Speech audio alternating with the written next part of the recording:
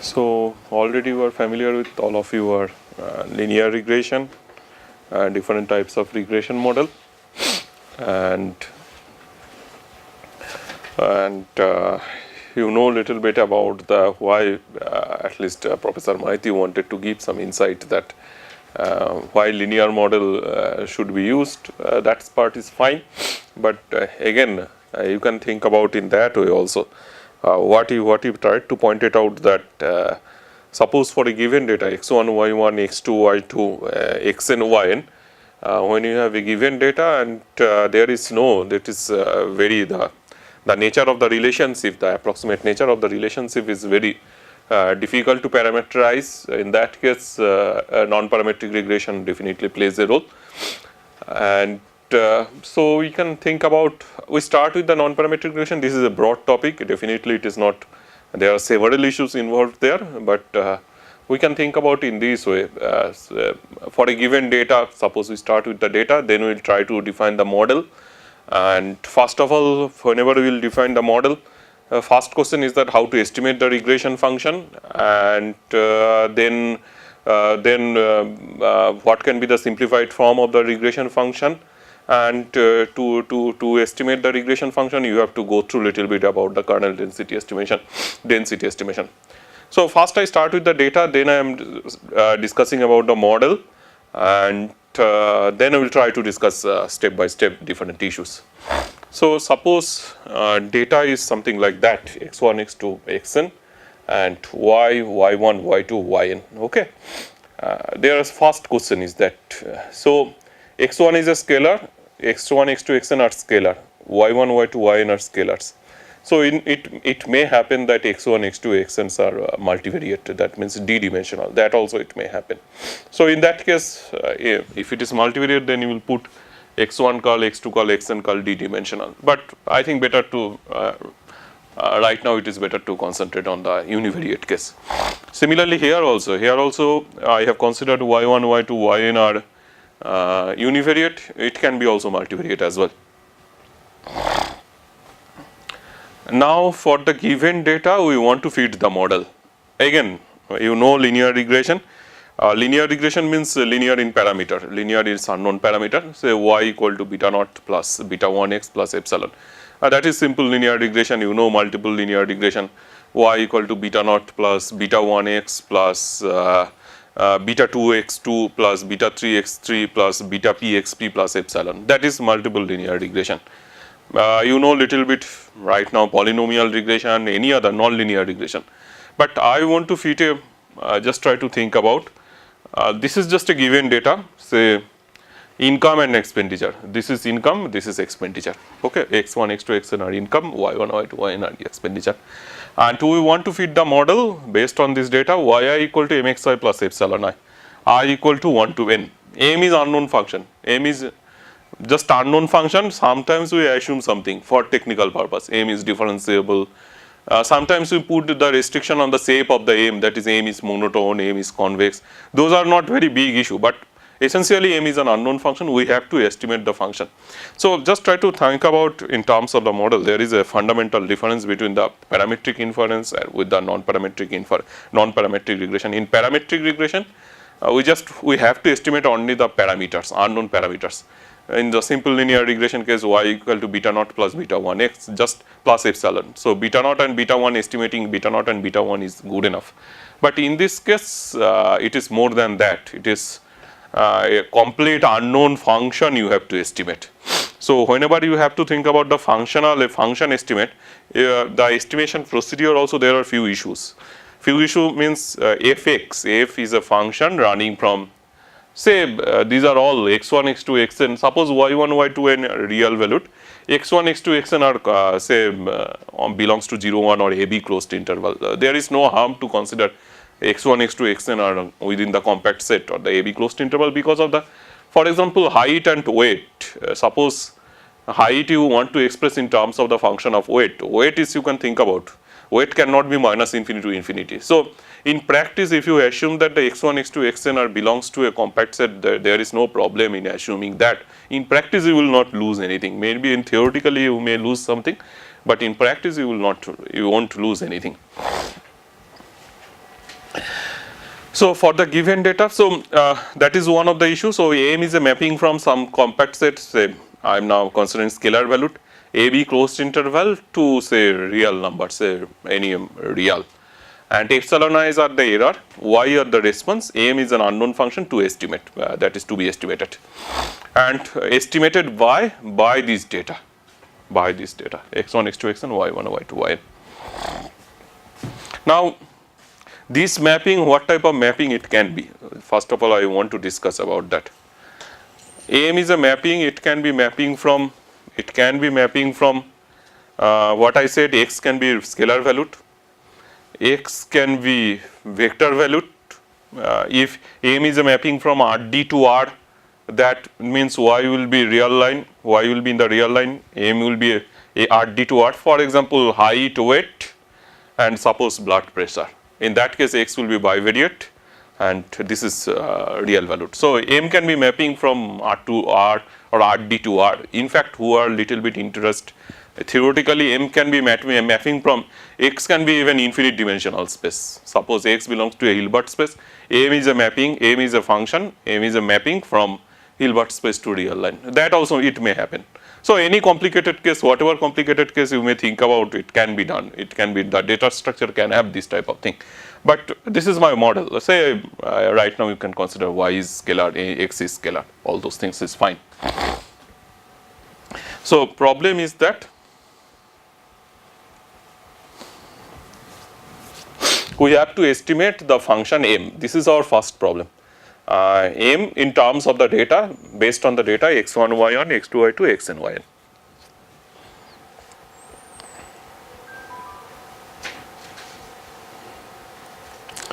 yn. Now, essentially the point is that what Professor Maiti mentioned in the morning, that is correct, that any compact space M is an unknown function that can be approximated by arbitrarily polynomial, then we can estimate the unknown parameters, variable selection, all those things can be done.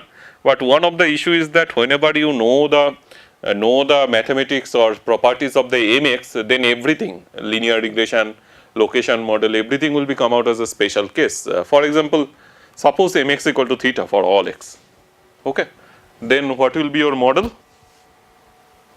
Your model will be yi equal to theta plus epsilon I. It is simple location model, nothing more than that. Mx equal to beta naught plus beta 1x. Then it will coincide with the linear regression model. There is no problem. And mx equal to say beta naught plus sine beta or e to the power beta x. In that case, it will be a nonlinear regression model. So whenever you will know the results of non-parametric regression model, that means you can cover, it covers everything. That specially I want to say. That means in other way, it is the most, at least for the real valued case, I would say that real valued or whatever, it is the more general version of the regression frame. That means y equal to mx plus epsilon. So I want to say about the nature of the problem first of all, slightly little bit. So yi equal to mxi plus epsilon I, that means m is a mapping from, say, what I said earlier, ab closed interval to real line. So m is a function, okay, m is a function. M is a function, so M belongs to a functional space. M belongs to a functional space. So CAB, suppose M is a continuous function, and domain of the function is AB. So M is M is an element of CAB. CAB is a class of continuous function defined on the AB closed interval. That is called CAB. So in that sense, you can think about, since functional space is an infinite dimensional space, it is an infinite dimensional problem. Although even though x is scalar valued, M is always an infinite dimensional element. So you can think about it is always a problem related to the infinite dimensional problem, non-parametric regression. Okay. So there are two ways you can think about. So one way is that you are dealing with the non-parametric problem, that means you don't have the parametric form. Other way you can think about it is infinite dimensional problem, because your unknown function belongs to a, say, functional space. You can make your functional space more complicated. Suppose your M is continuous, right continuous, but the property we generally consider for the distribution function. Right continuous and left limit exists. So AM is a member of DAB. DAB is a class of continuous, right continuous and left limit exists function. So that type of way also you can think about that. There are two approaches you can to tackle this problem. One is non-parametric, another one is infinite dimensional. Then what I said, you can change the nature of the x, all those things. So infinite dimensional, evaluated at the point, infinite dimensional space, all those things. Also you can make it more complicated theoretically. Now, how do we estimate what should be the property of yi equal to mxi plus epsilon? So there are several ways you can define. There are several ways you can think about. But definitely in the linear regression model, who are familiar with the linear regression, you learned it. Whenever you consider yi equal to beta naught plus beta 1 xi plus epsilon I, you assumed that expectation of epsilon I given xi equal to 0. That is typical homoscedasticity assumption, expectation of epsilon given x equal to 0. The reason is that yi equal to beta naught plus beta 1x plus epsilon. I am taking the expectation both sides given xi. So this part is constant, beta naught plus beta 1x plus expectation of epsilon given x. That part equal to 0. So expectation of y given x equal to mx, or expectation of y given x, in some textbook you will see that linear regression they defined in this way. So y x1 y1 x2 y2 xn yn is a IID replication of xy to random variable, and y has the linear relationship, y is called a has the linear regression relationship with the x if expectation of y given capital X equal to small x equal to beta naught plus beta 1x. That way also a few books defined. So that is the definition. Here also we can think about that y and xi have the relationship, this type of relationship, if and only if whenever expectation of y given a capital X equal to small x equal to m at the point small x. That's the definition. Okay, and epsilon is so that implies that you are assuming that the expectation of epsilon given x equal to 0. That is the homoscedastic assumption. Now I want to say something more about that. Homoscedasticity is fine. Expectation of epsilon given x equal to 0, that is fine. You can make it heteroscedastic also. Suppose you multiplied this here something like some function of xi, that will make it heteroscedastic. There is no harm. But you can assume, at least my experience is that in some cases you can assume more stronger assumption that will give you sometimes more better interpretation. Say x and epsilon are independent random variable, and already you know yesterday I discussed about the independent random variable. If x and epsilon are independent, then x given if expectation of epsilon equal to 0, that will be good enough, because of the fact if x and epsilon are independent, then expectation of epsilon given x equal to expectation of epsilon. What I am trying to say that if x and epsilon are independent, if then expectation of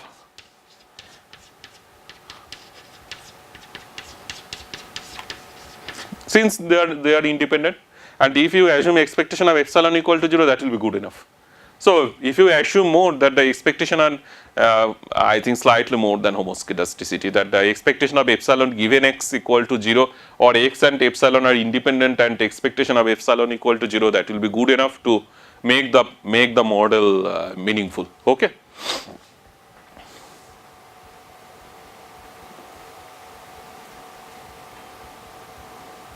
Okay, few examples. So you can assume that here epsilon and x are independent and expectation of epsilon equal to 0, and then expectation of y given capital X equal to small x equal to mx for all x since expectation of epsilon equal to 0. This is called mean regression estimator. That means mean regression you can think about, since expectation means you can think about the some sort of mean, generally we will call it. Similarly, here I want to mention something more about this type of expression. Suppose my model is y equal to mx plus epsilon. I would write something, then you will understand what type of situation we may face.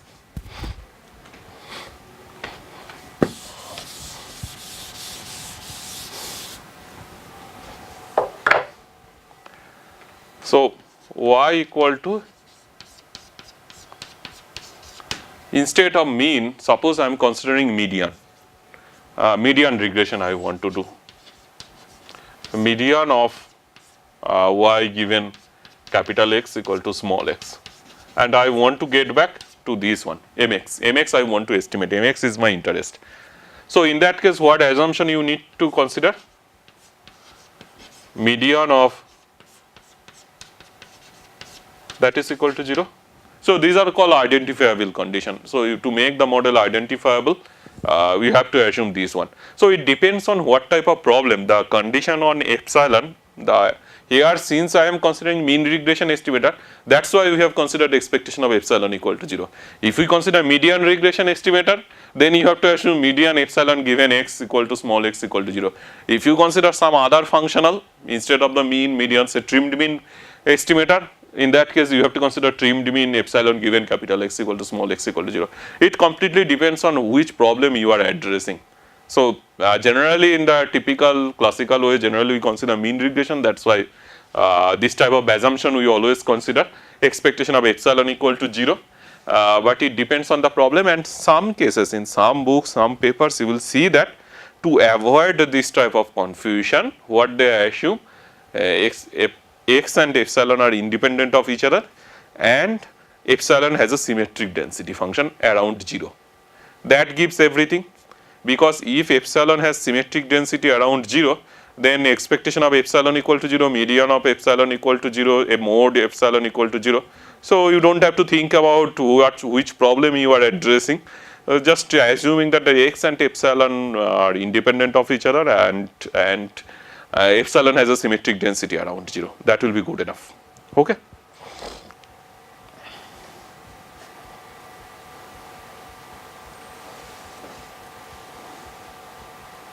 So let's estimate. We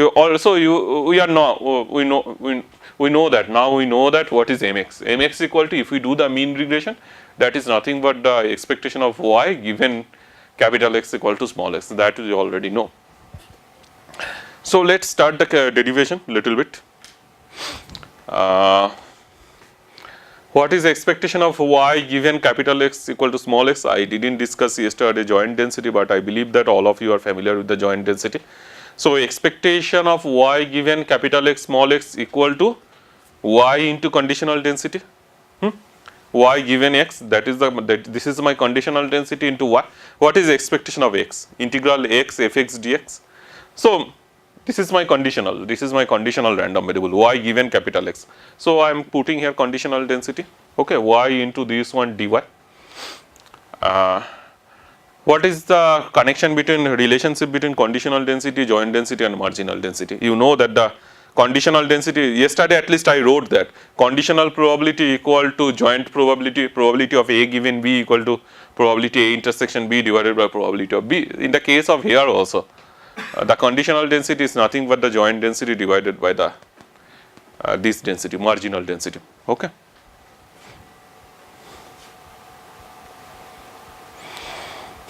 Now we have to estimate the mx. So it is equivalent to estimate this quantity. This is my mx. So it is equivalent to estimate this quantity. So it is equivalent to estimate.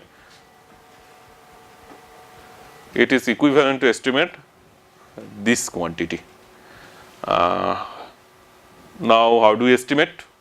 This is joint density. If you can estimate this density function, then y, in principle you can do the integration, there is no problem. So that will be the estimator, one of the estimator. I am not saying this is good or bad, I am not saying that. This will give you one of the estimator. So expectation of estimator is essentially m hat x, expectation of y given capital X equal to small x is nothing but the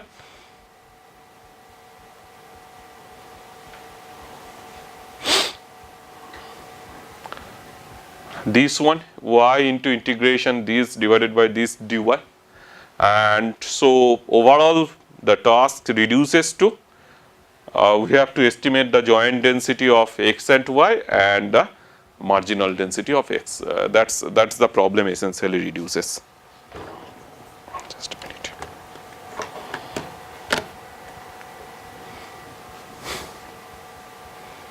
Now we can just I want to give the how to estimate the density function. So all of you familiar with the point estimation, I believe that point estimation. So if you have the, suppose you have the data x1, x2, xn, how do you estimate the parameter theta? Say generally we think about, suppose Tn is an estimator, Tn of x1, x2, xn, that will be unbiased estimator of theta if expectation of Tn equal to theta for all theta, then Tn we call it is an unbiased estimator. So so first of all we try to, and what is consistent estimator? Tn, suppose x1, x2, xn is a data, we want to estimate the parameter theta, and what will be the consistent estimator? So consistent estimator is which one will converge to theta in probability, Tn converges in probability to theta. So you know the real sequence convergence, whenever you are dealing with the randomness, you have to deal with the convergence in probability or converges almost surely or something like that. Even if you cannot understand the convergence in probability, I am just telling you, you can write down the result. Tn is a consistent estimator of theta if expectation of Tn tends to theta as n tends to infinity and variance of Tn tends to 0 as n tends to infinity. This is a sufficient condition. So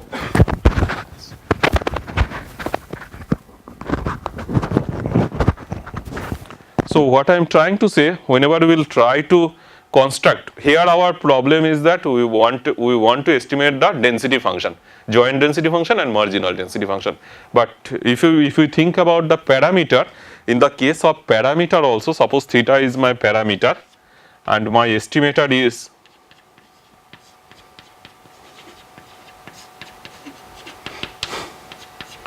Tn x1, x2, xn. x1, x2, xn is my data. Then what properties we should expect? We can expect. Number one is that if expectation of Tn equal to theta for all theta, then we will call it Tn is an unbiased estimator. That property if we have, that will be very nice. Another thing, another property we can think about, Tn is consistent estimator of theta. Large sample property, not finite sample property, this is a large sample property. So there is a specific definition of the convergence in probability. I am not going into that technical epsilon delta argument, but since you are little bit familiar with the expectation variance, so Tn is a consistent estimator of theta. If we can prove that, this is sufficient condition. If expectation of Tn tends to theta as n tends to infinity and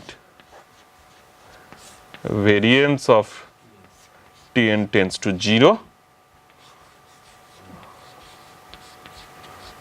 as n tends to infinity. Definitely the other way, it is not if and only if, but if for any estimator, if this condition satisfy, if you can show that expectation of Tn tends to theta and variance of Tn tends to 0, that will give you the consistent estimator of the theta. But it is possible to construct one example that the Tn is consistent estimator of theta, but these two conditions will not satisfy. So be careful about, this is a sufficient condition, but this is not necessary and sufficient condition. So from here to here you can move, but from these to this you may not have. Again, so first, just try to keep it, just try to, I think we can. So our target is to estimate this one. So our target is to estimate this one, we have to estimate G and K. Again, we have the data, first we try to estimate the G. G is the marginal density function of the X. So I have the data, we have the data x1, x2, xn, IID F or G, whatever you can think about, say cumulative distribution function. Having the density function small f, we want to estimate the density function F. So yesterday I mentioned something that histogram, all those things, whenever I was discussing about the probability, different distributions, that at the high school level, suppose, I think all of you know that, suppose a data is given to you, just a simple data, univariate data is given to you. So, to analyze the data, what we will do first at the beginning for visualization, just draw the histogram. Even if you do not know mathematics, you do not know anything.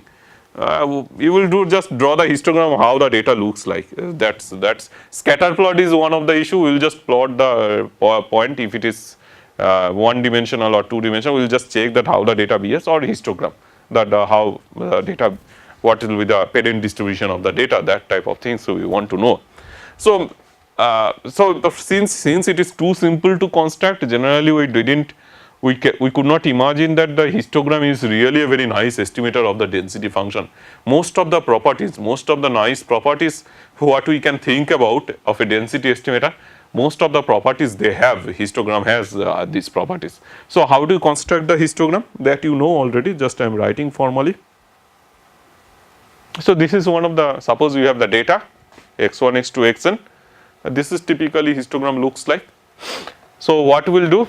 Generally what we do, we make the interval T0 to T1, T1 to T2, T2 to T3, Tk, all those partition we make. It's essentially you can think about histogram is some sort of Riemann sum type of things. In the Riemann sum, whenever you will do integral, when you learn first time in integral at the high school level, what you do, and when you just pass the secondary exam at the calculus you first time learned, what you do, what you learned, you just integral a to b fx dx, you make a partition a to b a plus delta I, a plus hn, a plus 2hn, a plus 3h, a plus 4h up to a plus n many partitions, and you draw a rectangle on each partition, and you check that what is the approximate area, and then take the limit n tends to infinity, and that is essentially the Riemann sum. So histogram is also Riemann sum. You have the density function. So density function, whenever you have the function on the AB interval, whenever you are doing the integration means geometrically how do you think about area computation. And you know what is the property of the probability density function, that also you know. What is the property of the probability density function? Number one, it is non-negative. Number two, integral over the whole support, that is equal to 1. So histogram should be some sort of Riemann sum. It will be an approximation of the area, particular area, and that particular area already we know for the density function, we know the area is 1 on the support of the density function. So the estimator is, suppose I want to estimate the function at the point small x, okay, and x belongs to say one of the arbitrary interval ti to ti plus 1. And anyway, I forgot to mention this note also I can share with all of you. I do not have any problem. So suppose x belongs to ti plus 1. Okay. So I am calling it is a vi. So what I will check whenever you draw the histogram in the high school level, what we learn at that partition, how many observations fall in that partition.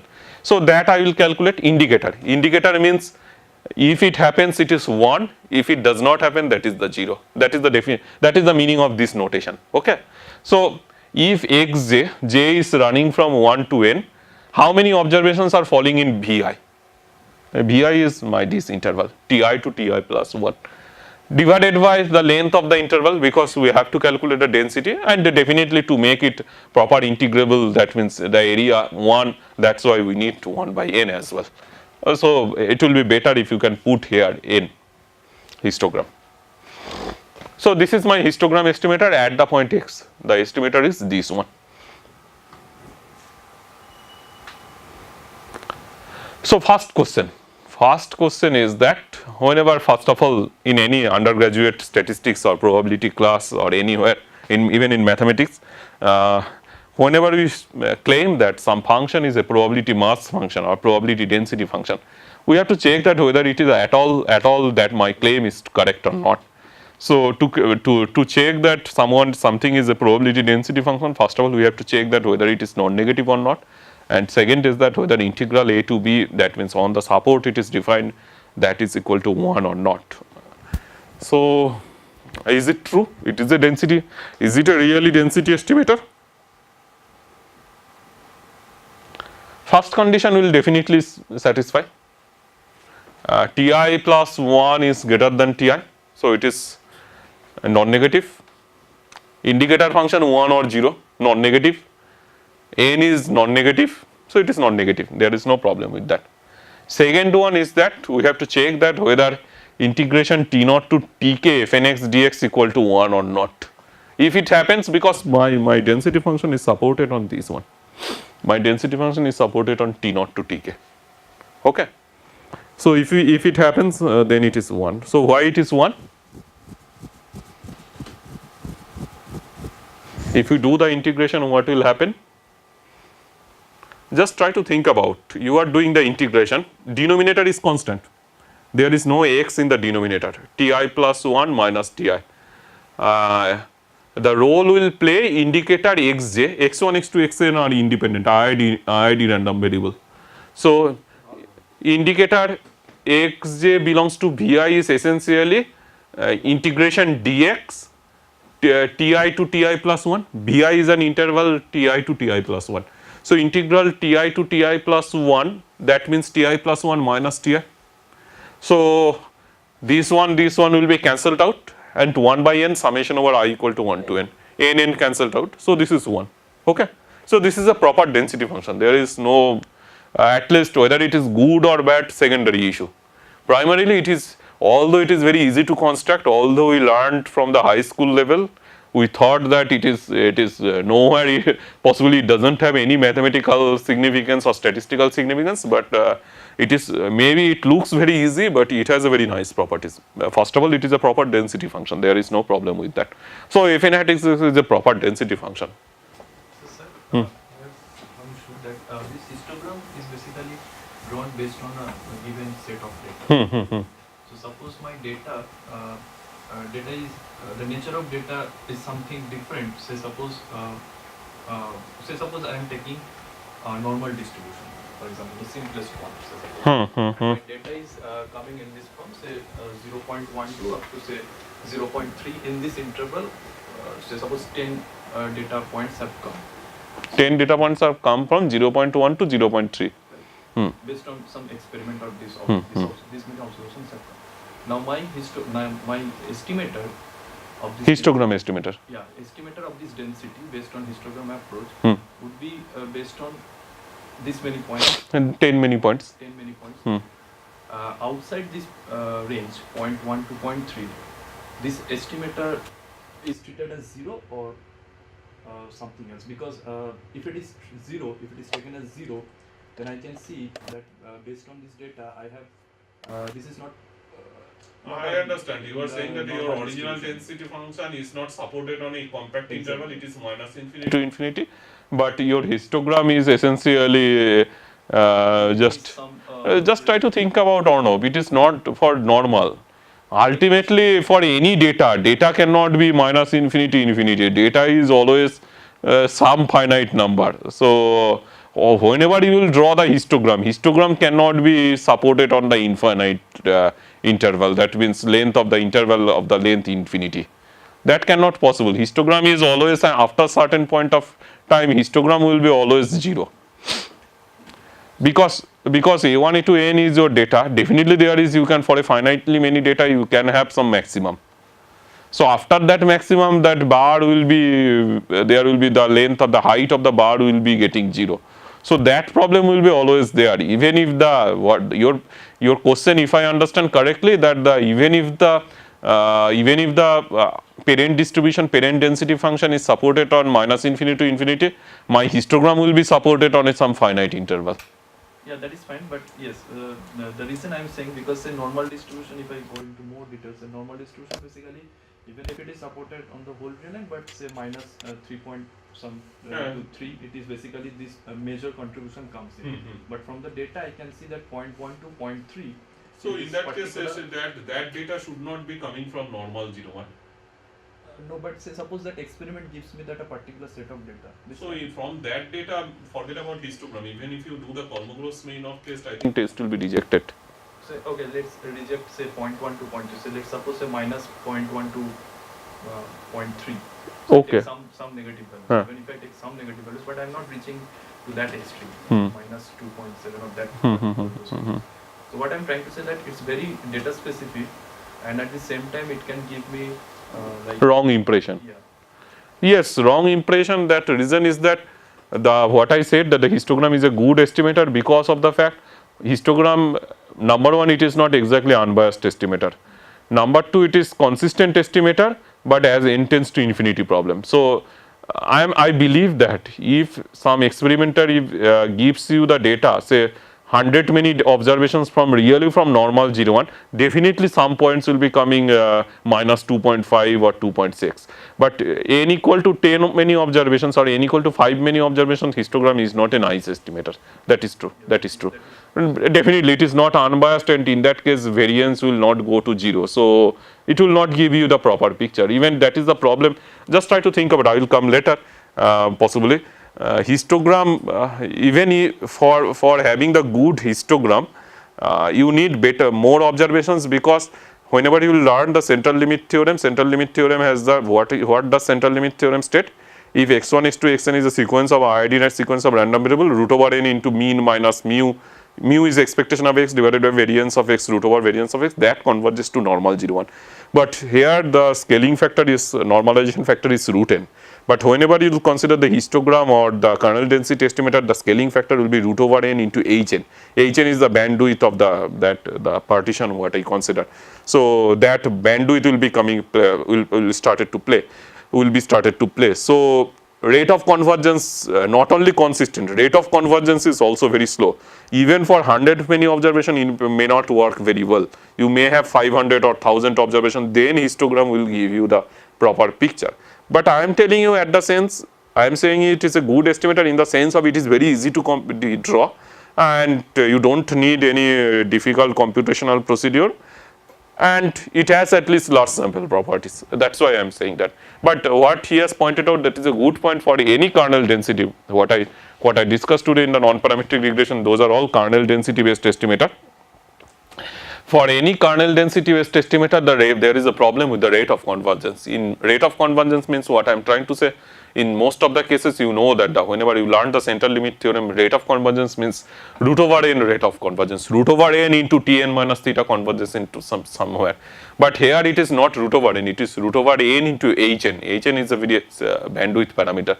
So its rate of convergence is very slow, so you need large sample to make it stable. There is no point about that. That I have to accept the fact.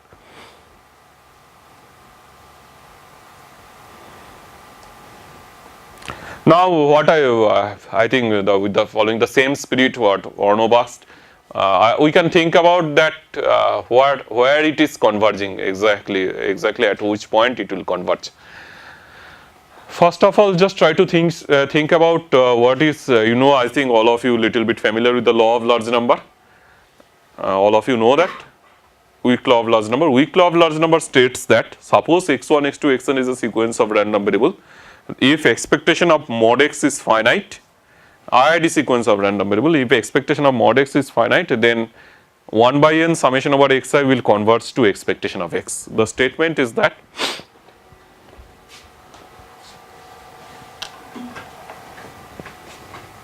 suppose x1, x2, xn, all of you know IID. IID means identical and independently distributed. Independent random variables you know, identical means x1 and x2 are identical random variable, means x1 and x2 have the same distribution. Okay. If they are IID random variable, then 1 by n summation over I equal to 1 to n xi convergence in probability to expectation of x or x1, since IID expectation will be same, you can write expectation of x1 as n tends to infinity. This is called weak law of large number. And convergence, if you are not comfortable with convergence in probability, who doesn't have mathematics background or statistics background, don't need to think about probability. Just this average will converge to expectation of x. Just try to think in that way. So we want to show that, but there is a one issue. Issue is that what I wrote, expectation of Tn equal to theta, when I wrote about the unbiased estimator, I didn't say anything about the n. Expectation of Tn equal to theta for all n, for all theta. But here the assumption is that as n tends to infinity. What I said, that as n tends to infinity is a very crucial role. That means for a large sample, If this happens, then we can consider the weak law of large number. So Fn at x already we know. Fn at x is the form that we have considered. 1 by n summation over j equal to 1 to n indicator xj belongs to vi divided by ti plus 1 minus ti. As n tends to infinity, where it will converge? You know it will converge to expectation. This part you don't have to think about. This part n into ti plus 1 will be remain there. Now expectation of indicator function. What is the expectation? Expectation of discrete random variable xi into pi, x1 p1 plus x2 p2, yesterday I wrote. So expectation of indicator function means 1, indicator function 1 into probability these things happen, these events happen, plus 0 into probability this event does not happen. Is it clear? Expectation of indicator function, just I am writing little bit. Some event A, that means 1 into probability of A plus 0 into A complement. So we don't have to think about probability of A complement. 0 is 0 into something lying between 0 to 1, that is 0. So 1 into probability of A equal to probability of A.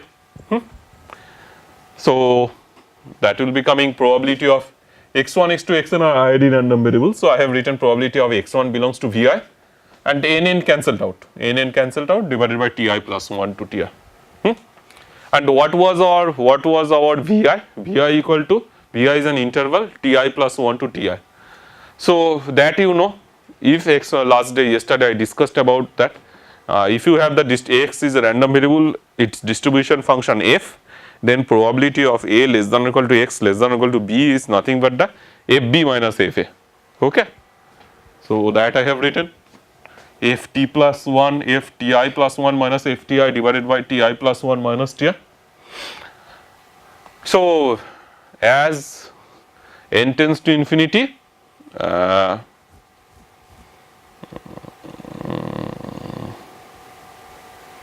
as n tends to infinity, fn hat x, which is an histogram estimator, that will, if x belongs to vi, that means ti plus 1 to ti interval, ti to ti plus interval, then fn at x will converge to f ti plus 1, capital F is the cumulative distribution function, capital F ti plus 1 minus capital F ti divided by ti plus 1 minus ti.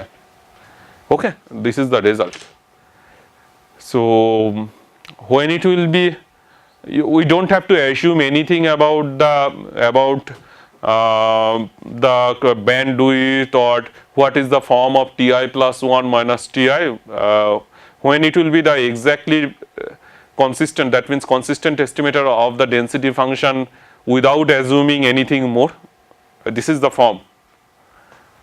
So capital F ti plus 1, if we can cancel out these and this, then it will be okay, then we can say that it is exactly the density function. So just you think about whenever you have the f is uniform distribution, if x follows uniform 0 1, what is the form of the distribution function?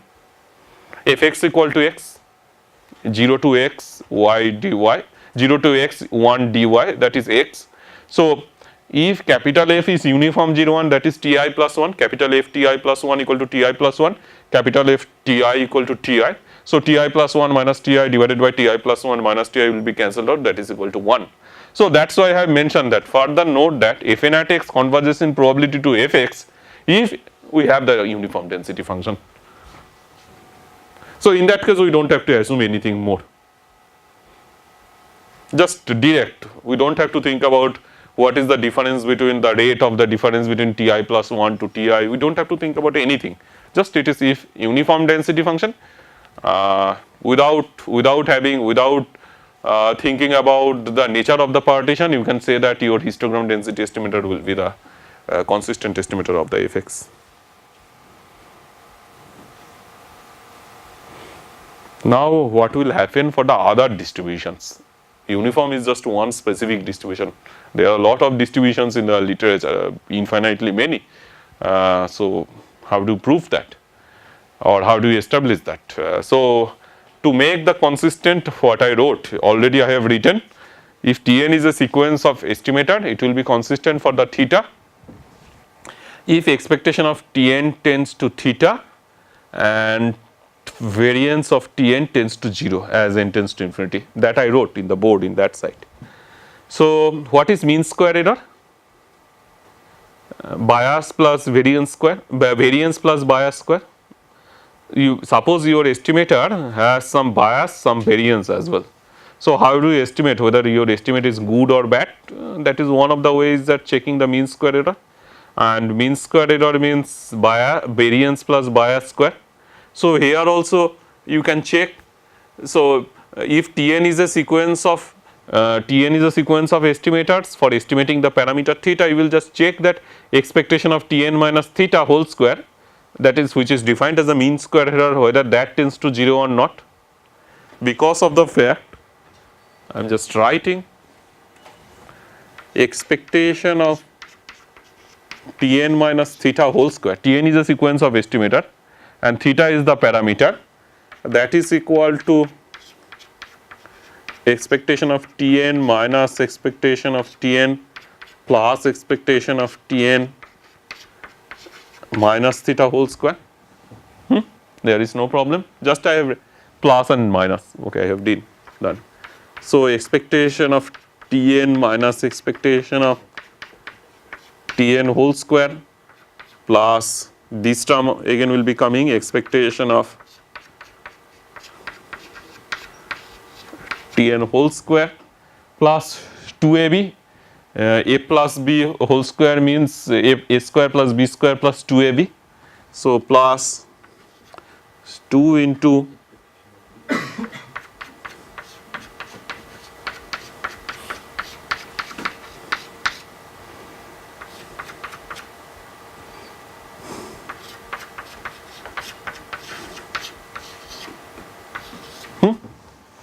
this is the definition of variance. This is the variance of Tn. This is bias, expectation of Tn minus theta is bias square plus variance, and what will be this term? That is equal to 0. If x is a random variable, then expectation of x minus expectation of x equal to expectation of x minus expectation of x, that is equal to 0. So, this cross product term, this product term will not make any contribution. So, essentially expectation of Tn minus theta whole square is equal to variance plus bias square. That I have written. Expectation of Tn minus theta whole square, that is equal to variance plus bias square.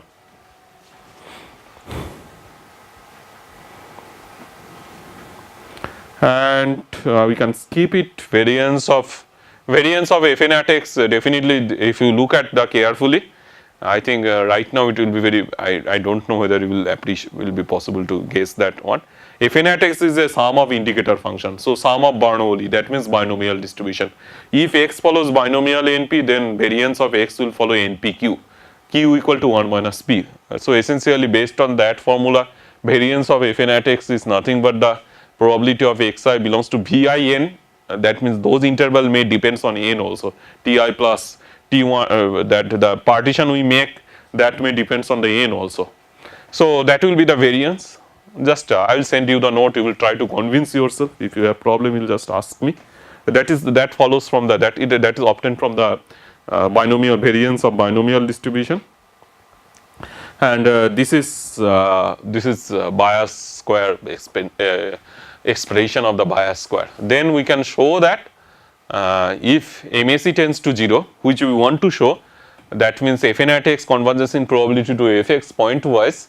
If bias tends to 0, if Hn tends to 0, and variance tends to 0 if NHN tends to infinity. Hn is the interval, Hn is the partition. Whenever you are drawing the histogram, Hn is the bandwidth. Okay, this is my bandwidth. So, bias will tends to 0, Hn tends to 0, and variance tends to 0, NHN tends to infinity. So, just look at the earlier expression. Just I am showing you. If we want to show variance tends to 0, it is equivalent in establishing the fact we have to show that variance tends to 0, this term tends to 0. It is equivalent. This is squared, this is positive number. So, we want to show that sum of two positives are sum of two non-negatives tends to 0. So each of them tends to 0, that we have to show essentially. So essentially this fact reduces that bias tends to 0 if Hn tends to 0 and variance tends to 0 if Nhn tends to infinity.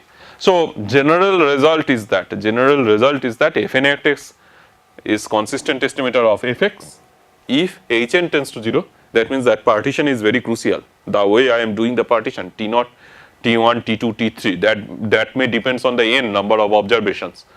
If Hn tends to 0 and Nhn tends to infinity. So what is the summarized fact? Summarized fact is that for uniform density we don't need to think about the partition. It is directly consistent. But apart from the uniform density, it will be consistent. But you have to put some more assumptions on the bandwidth, on the selection of the choice of the partition. And that partition in such a way, Hn tends to 0, Nhn tends to infinity. For example, if you consider Hn equal to n to the power minus half, Hn equal to n to the power minus half. Okay, just I'm just writing that why this assumption is very crucial. Suppose, okay, I better to write in this side, So Hn equal to n to the power minus half. In that case, whether this condition satisfying? Hn tends to 0 as n tends to infinity. N into Hn equal to n into n to the power minus half root n, that tends to infinity. So if you take Hn equal to some constant into n to the power minus half, this will satisfy. You don't have any problem. But if you choose Hn equal to n to the power minus 1, the first condition will satisfy. But the second condition, n into Hn, that will converts to 1. Okay, so that will not satisfy. So you have to, whenever you will have different estimators, different density function other than the uniform, you have to be careful. You cannot use partition arbitrarily. Your partition in such a way, the bandwidth in such a way that it should satisfy this condition. Okay. Now there is a few more drawbacks. This is a very strong result. I would say this is not drawbacks. This is a strong result for any density function. It gives you the consistency just, and there are infinitely, you understand, there is a wide range of n that will satisfy. N to the power minus 1/3, n to the power minus 1/5, everywhere it is. Most of the cases this condition will satisfy. So this is not a bad condition. This is not a bad condition. This is a strong result. But one fact is that one of the drawback of the histogram is that histogram, whenever you are drawing, this is where is this picture? This is my picture.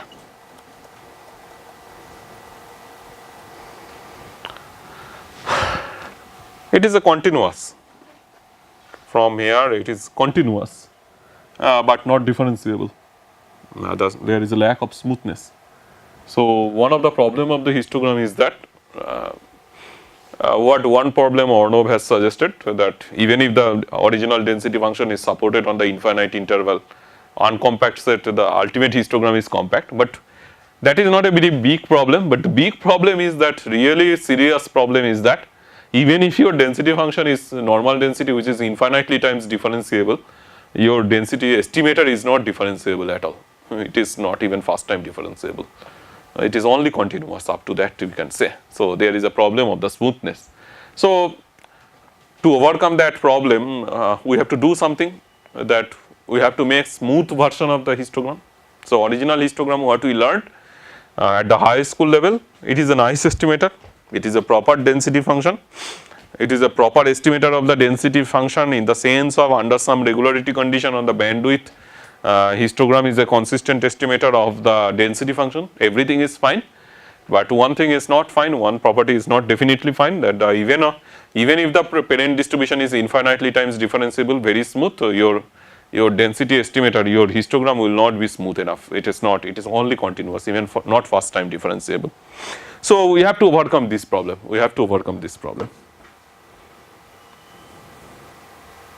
So how to overcome? So that is called kernel density estimator. In the morning, Professor Maiti said kernel nearest neighbor in non-parametric regression estimator, but in this particular class I will discuss only about the kernel smoother, that means kernel based non-parametric regression. So what is kernel?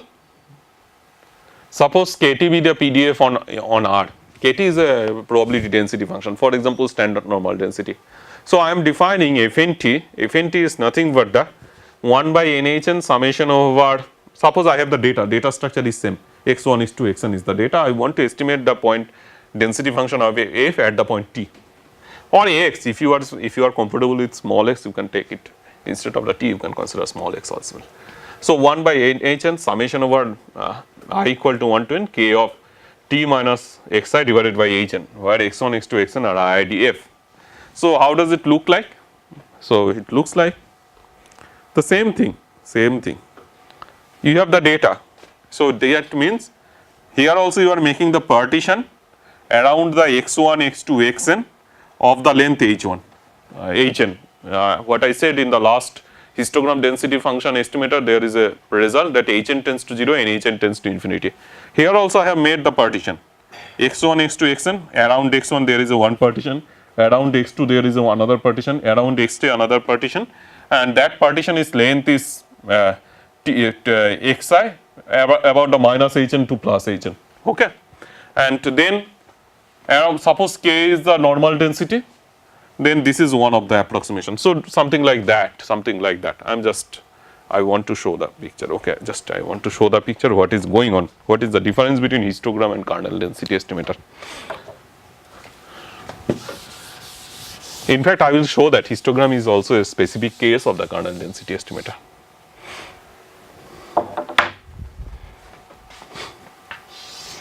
Suppose this is my density function, okay. Histogram means Riemann sum.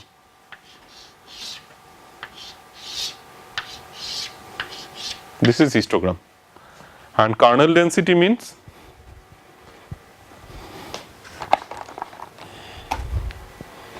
the same thing. Suppose this is my x1 point, this is x2, this is x3, let's say this is x10. So around x1 histogram means I am drawing a one uniform density. In the case of kernel, instead of the uniform, I am drawing a one continuous density, okay. Around x2 I am drawing another continuous density. Around x3 we are drawing another density function. So just we are making the smooth. Earlier it was just box, one uniform density we are drawing on each partition. Here instead of the uniform I am drawing, say k is normal density. In that case I am drawing a normal density with variance. This is the, I think if I consider, this is the variance of hn square will be coming. So with the variance hn square we are drawing a one density function. Similarly around x2 also we are doing, similarly around x3 also we are doing. So essentially the density estimator will be something like that. Then Ornov problems will be also solved, that infinite support, that compact support.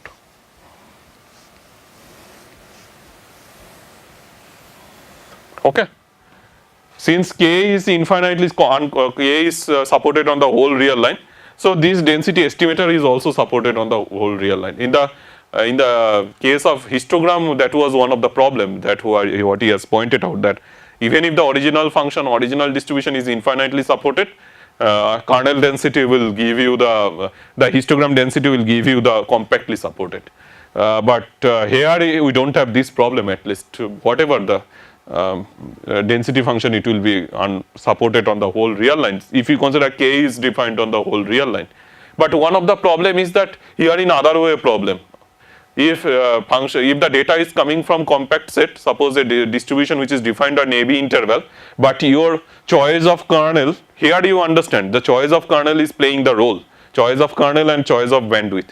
So choice of kernel in such a way, kernel is defined on the infinitely supported, that means non-compactly supported. Then although the original density function is supported on the AB closed interval, say 5 to 10 interval, but the density estimator will be theoretically supported on the minus infinity to infinity. So everything depends on your choice of kernel, how do you choose the kernel. In fact, kernel density estimator is a generalized form of the histogram. In other words, histogram is the special case of the kernel density estimator. Whenever you will choose kernel equal to uniform kernel, that will reduce to the histogram. Okay. So kernel density estimator means you are just generalized version of the histogram estimator you are going to.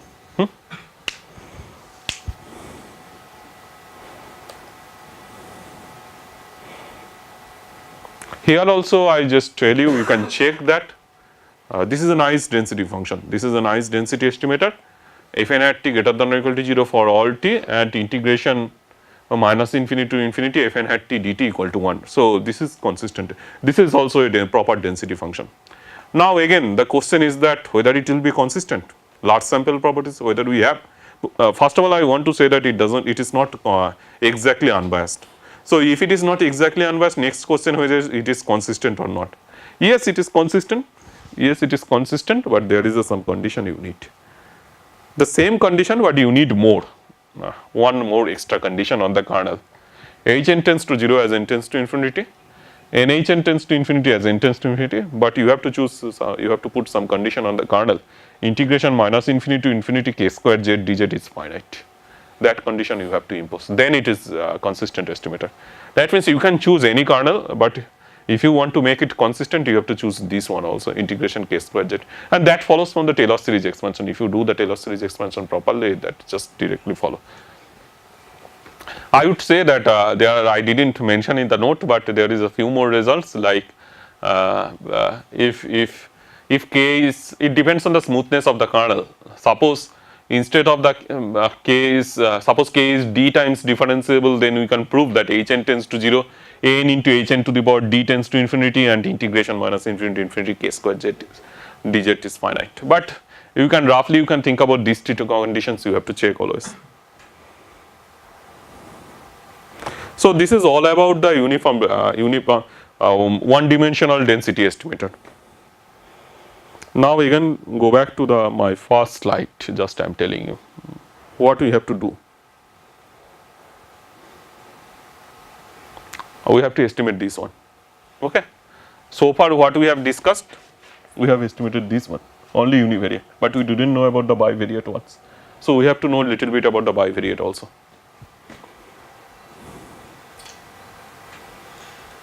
If you can understand bivariate, then multivariate is straightforward, just the same thing, same approach.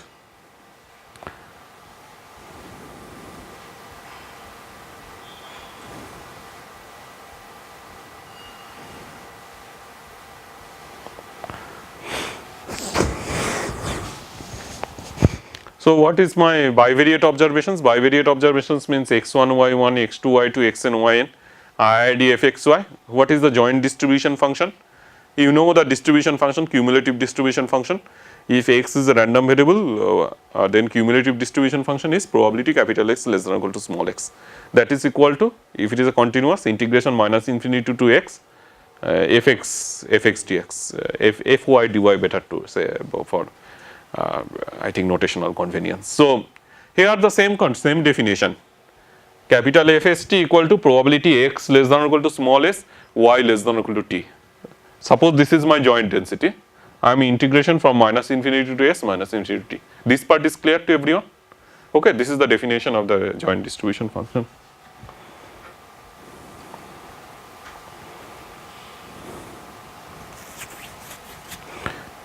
Anyway, this is not very crucial, but I am just saying that this is empirical distribution function, you can define in this way. Anyway, that part you can ignore right now, empirical distribution function. So in the case of bivariate, also we have to draw the histogram. We have to define the histogram. So how do you define histogram for the bivariate case? Anyone has any idea?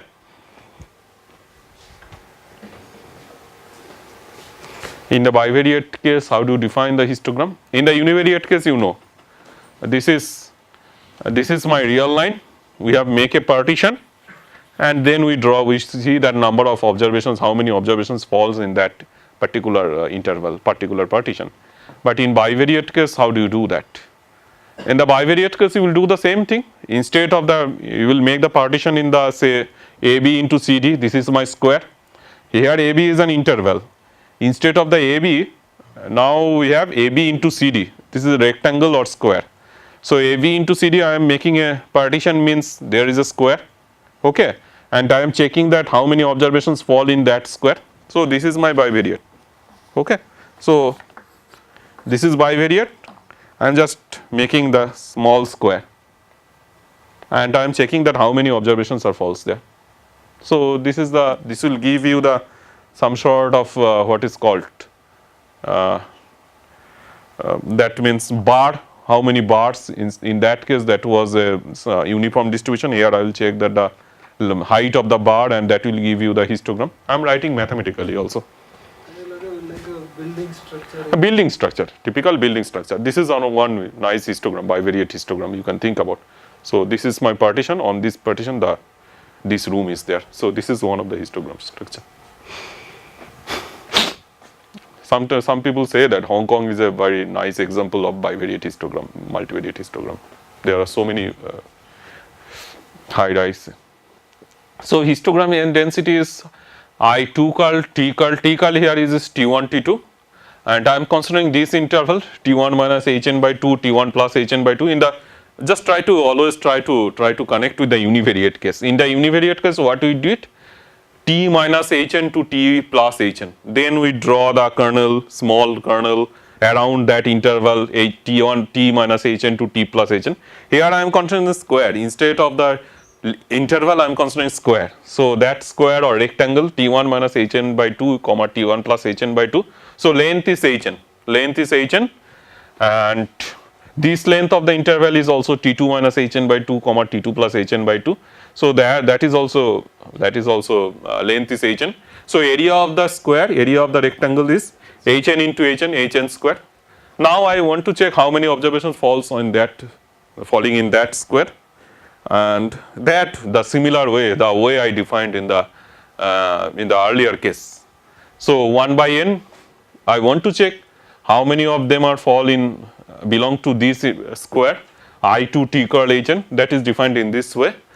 That will give you the how many of them, and that just I want to make density is 1, proper density, and Hn square you will just try to match up with the earlier case. Earlier case, in the denominator it was Ti plus 1 minus Ti, that is equal to Hn. Here it is the area of the square is Hn square. So that's why here essentially you can think about Ti plus 1 minus Ti in this side into Ti plus 1 minus Ti from that side. So Hn into Hn square. In that way we are forming the histogram. Just try to think about. I am not, if it is too difficult, then you don't have to think, but I am just trying to give you hints. Instead of the 2 dimension, if it is even d dimensional, what you will do? Instead of the 2 dimensional, it is square, it is rectangle. In d dimensional, all partitions are cube. So in that case, you will consider T1 minus Hn by 2 comma T1 plus Hn by 2 into T2 minus Hn by 2 comma T2 plus Hn by 2 into T3 minus Hn by 2 comma T3 plus Hn by 2. In that way, d many multiplication will be there, and here in that case that will be Hn to the power d will be coming 1 by n summation over xi, yi, ai, bi, d many random variables belongs to that d dimensional cube. That will be the histogram estimator for d dimensional case. I didn't write it, but you can easily extend it for the d dimensional case.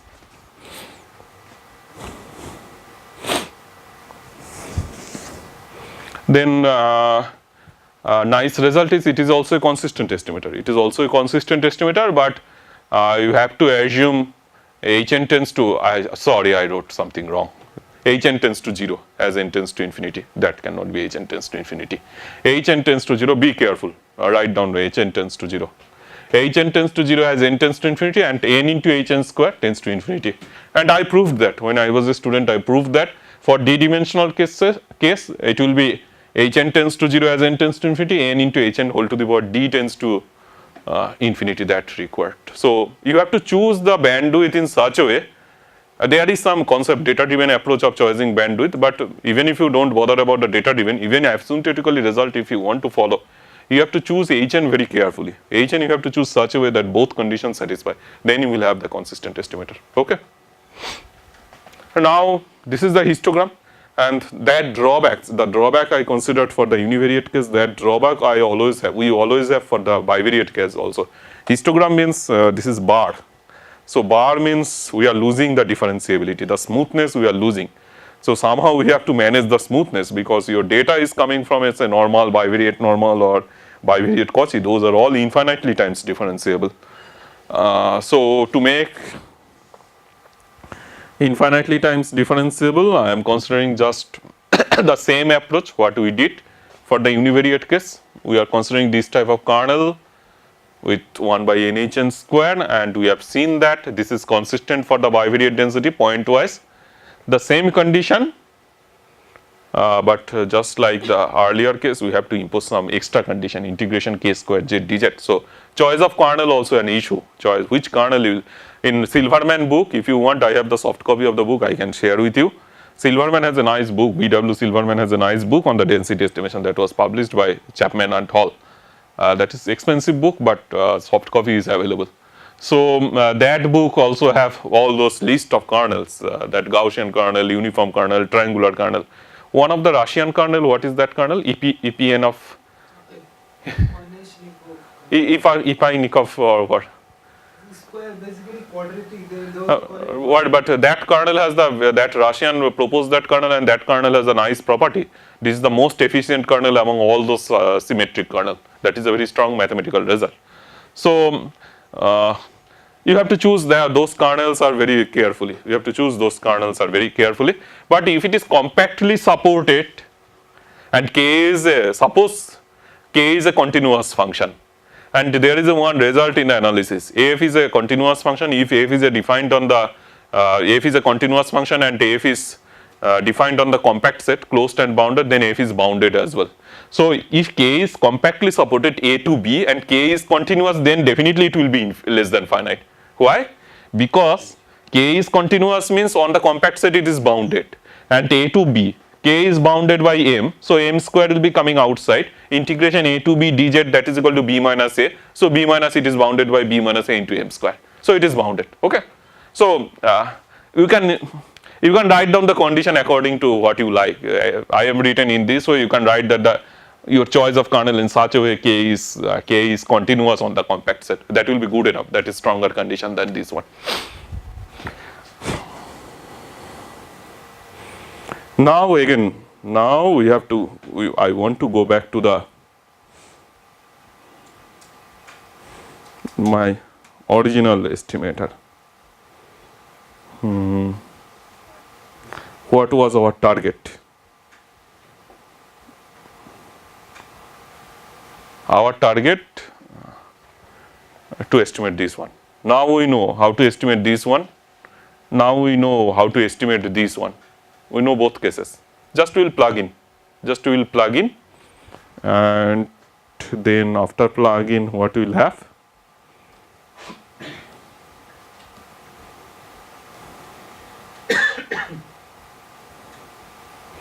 So this is my conditional density, just I have plugged in. I didn't do anything else. Just from the marginal I have put in denominator, from the joint I have put in the numerator. Now this is our main target.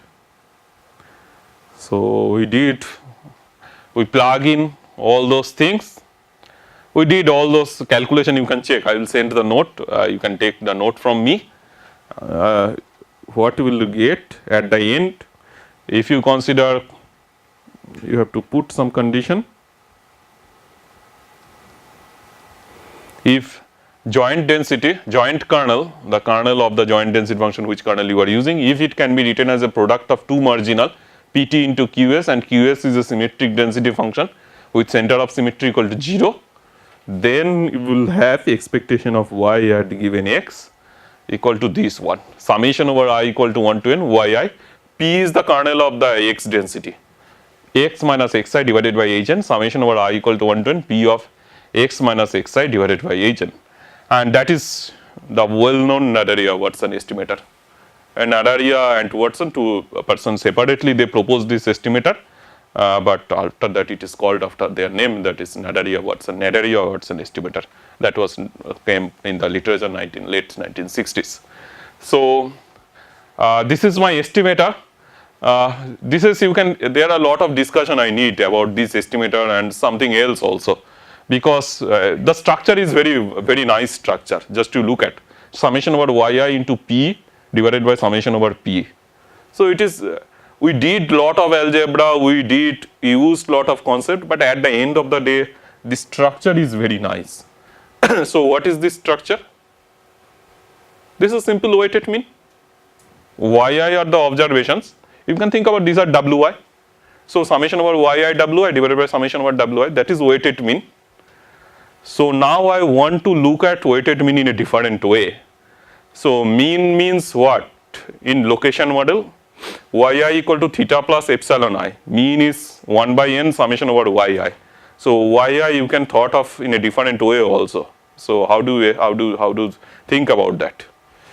Yi can be some average, can be think about it as a minimizer, least square estimator. 1 by n summation over I equal to 1 to n yi minus theta whole square. If some wi involved, you can think about it as a minimizer. It is a minimizer weighted least square estimator. So essentially this problem, I didn't think about the minimization problem. I just tried to think about from the very beginning. I didn't say anything about the minimization problem. I just used very basic probability and statistics. But if you think about mathematically, this is weighted average, so we can think about this is some weighted least square estimator. Then some sort of local constant, local polynomial, all those things will be coming. That I want to discuss little bit about those type of concepts, and I think that will be helpful. So this is very preliminary estimator, Nadaria-Watson estimator, and I think now we have a break 3:30. Today we had a break. I think in the outside there is tea or something like that. So we'll come back here again on 4 o'clock, and I will discuss more about the Nadaria-Watson non-parametric regression, all those things. Might be I will take another 20 minutes to 30 minutes, then we will take care. And probably you can also see the similarity of the simplest nearest neighborhood when we define. That was sum over yi 1 over k, so divisor over k, but actually when you do the weighted, so 1 over k role play that is frequency. Hey, if you consider this is a constant, so instead of basically summing within a small neighbor, then actually you are summing over all, but the weight changes. So in some cases, realistically, as the way you go away, because Hn controls how far you go, you basically bringing almost zero weight from far away. You are putting more weight in the close by. So all are in that. So what he is trying to say, everything will be controlled by P and Hn. He is trying to say about the Hn. If Hn tends to 0, that means you can think about it is simple interpolation, and Hn tends to infinity means it is some sort of flat, it is completely flat. So choice of Hn is making the everything. So if you make the Hn properly, this estimator will coincide with the what is discussed in the morning, that the k nearest neighbor estimator. So this is Nadaria-Watson estimator. So I will say something more about that. So after the break around 4 o'clock we will be coming back.